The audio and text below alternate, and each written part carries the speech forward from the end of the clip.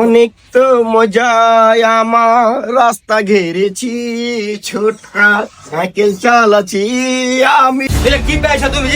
তুমি বাড়ির গেট ঘেরে বসে আছো কেন? ভাঙা হলে তোমার একবারে তুমি রাস্তা খুলো, রাস্তা খুলো। ওই শোন, 12টায় তুমি রাস্তা ঘেরেছো। শোন, কি শুনবে? বর্তমানে চেয়ারম্যান মেম্বার ভোটলে ব্যস্ত আছে। তো কি আছে তুমি বাড়ির রাস্তা ঘেরে ঘেরে রেখেছো? আমার বাড়ি এলে বলে দিয়েছে সে সুষ্ঠু বিচার পাচ্ছে না চেয়ারম্যান মেম্বারের কাছে। তুমি বাড়ির গেট ঘেরে দিবে? এই জন্য আমার সীমা আমি ঘেরে দিয়েছি।